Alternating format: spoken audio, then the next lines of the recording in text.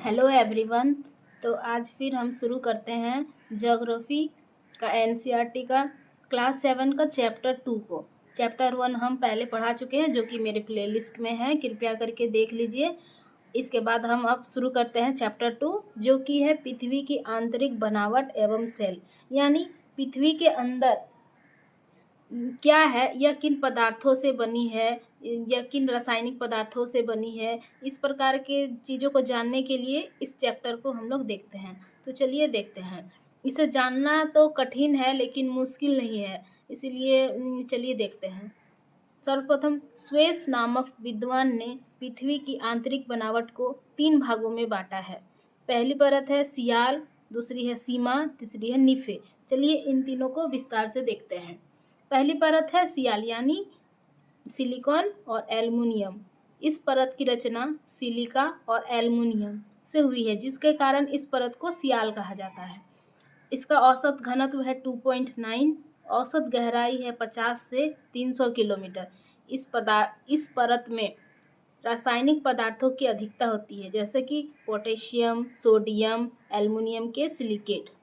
अब है कि महाद्वीपों की रचना खासकर इसी सियाल से हुई है। दूसरा है सीमा। यह सियाल के नीचे की दूसरी परत है। इसकी रचना बेसाल्ट आग्नेय सेलों से हुई है, क्योंकि यहीं से ज्वालामुखी के उद्गार के समय गर्म एवं तरल लावा बाहर निकलता है। इस परत में सिलिका, मैग्नीशियम ये सब की प्रधानता है, जिसके कारण इस परत को सीमा कहते हैं, यानी सिलिका और मैग्नीशियम। इसका औसत घनत्व है 2.9 से 4.7 और इसकी गहराई है 1000 से 2000 किलोमीटर। नेक्स्ट है निफे। ये है तीसरी परत और पृथ्वी की सबसे अंतिम परत है। इसकी रचना हुई है निकेल और फेरस यानी लोहा से, इसलिए इस परत को हम लोग कहते हैं निफे। यह परत कठोर धातुओं की बनी है, जिसके कारण इसका घनत्व बहुत ही अधिक है। जैसे इसका घनत्व है 11, इसका व्यास लगभग 6880 किलोमीटर है। अब है नोट में कि इस प्रकार इस परत के अंतिम में यानी इसके कोर में लोहे की उपस्थिति से लोहा है, इसलिए इसमें लोहे की उपस्थिति से यह पता चलता है कि पृथ्वी में एक चुंबकीय शक्ति है, जिससे पृथ्वी की स्थिरता का पता चलता है। अब हम लोग देखते हैं कि पृथ्वी के कुल आयतन का कितना प्रतिशत क्या है।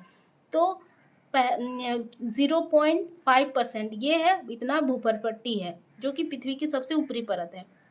दूसरी परत जो है वो 16% है, मेंटल जिसको बोलते हैं। इसके बाद है क्रोड जो कि सबसे ज़्यादा है और यह 83% है। पृथ्वी की त्रिज्या है यानी इसका रेडियस है 6371 किलोमीटर। इसके बाद है पृथ्वी के नीचे जाने पर प्रत्येक 32 मीटर की गहराई पर 1 डिग्री तापमान में वृद्धि होगा, यानी हम लोग पृथ्वी के नीचे से 32 मीटर अगर नीचे जाएंगे तो तापमान में 1 डिग्री सेंटीग्रेड का वृद्धि होगा।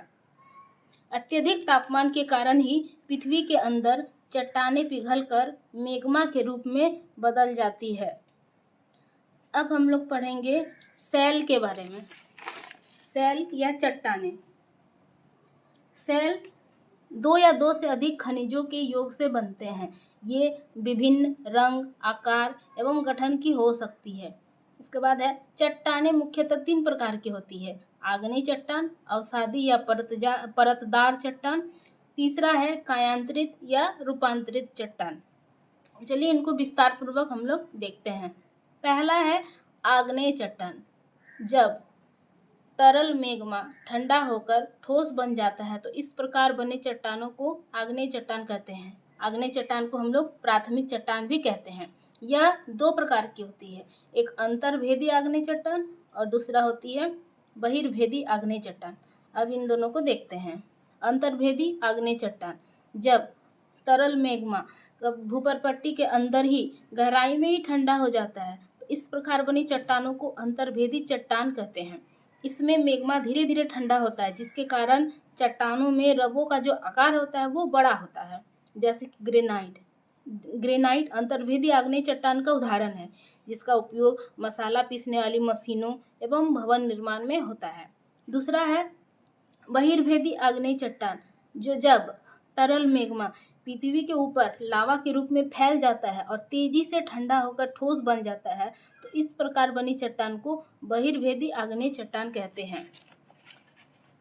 इसकी संरचना बहुत ही महीन दानों वाली होती है, जैसे कि बेसाल्ट। जैसे भारत में जो दक्कन का पठार है वो यही बेसाल्ट चट्टानों से ही बना है। दूसरा देखते हैं अवसादी चट्टान।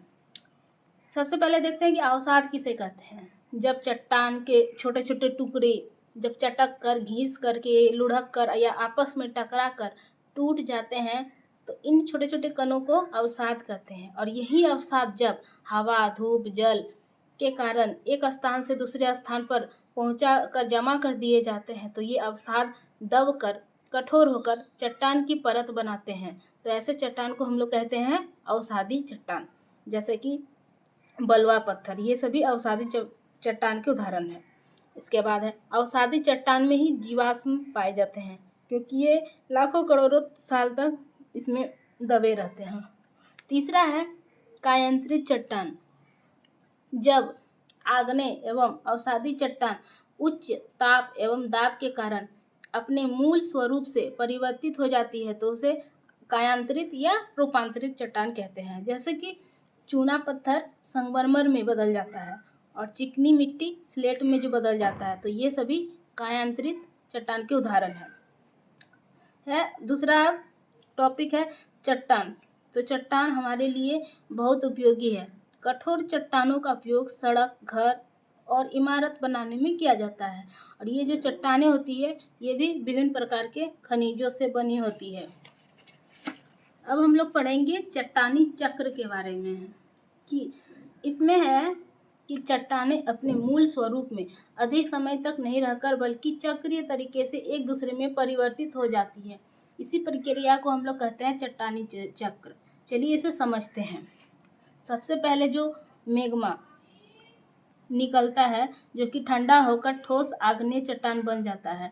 ये आग्नेय चट्टान छोटे छोटे टुकड़ों में टूटकर एक स्थान से दूसरे स्थान पर स्थानांतरित होकर अवसादी सेल का निर्माण करते हैं। ताप दाब के कारण जब आग्नेय चट्टान, अवसादी चट्टान और रूपांतरित चट्टानों में बदल जाते हैं, तो ये अत्यधिक ताप के कारण रूपांतरित चट्टान भी है पुनः पिघल कर तरल मैग्मा बन जाती है। यह गलित मैग्मा पुनः ठंडा होकर ठोस आग्नेय सेल में बदल जाती है। इस प्रकार इसका चट्टानी चक्र का डायग्राम है। एक बार ध्यान से इसे देख लीजिए। सबसे पहले देखिए, मैग्मा सबसे पहले जैसे कि ज्वालामुखी उद्गार से मैग्मा पहले निकला, तो वो ठोस में ठंडा होकर ठोस में परिवर्तित होकर आग्नेय चट्टान बन गया। इसके बाद आग्नेय चट्टान टूट फूट कर अवसाद का रूप लिया। फिर ये अवसाद हवा, पानी, धूप से फिर ये टूट फूट कर अवसादी चट्टान बना। इसके बाद फिर ताप दाब के प्रभाव के कारण अवसादी चट्टान पुनः कायांतरित चट्टान का रूप लिया। पुनः कायांतरित चट्टान ताप दाब के कारण पुनः मैग्मा बनता है। इस प्रकार यह चक्र चलता रहता है। इसी को हम लोग कहते हैं चट्टानी चक्र। अब है नेक्स्ट खनिज के बारे में। खनिज प्राकृतिक रूप में पाए जाने वाले पदार्थ है जिनका निश्चित भौतिक गुणधर्म और रासायनिक संगठन होता है। जैसे कि है कोयला, पेट्रोलियम, ये सभी प्राकृतिक गैस, ये जो है सभी खनिज है, लेकिन इनका उपयोग होता है ईंधन के रूप में। और ये खनिज के साथ साथ जीवाश्म के भी उदाहरण है। इसके अलावा लोहा, सोना, चांदी, यूरेनियम, ये भी सभी खनिज है। इन्हें हम लोग धात्विक खनिज कहते हैं। Thank you. Please like, share and subscribe.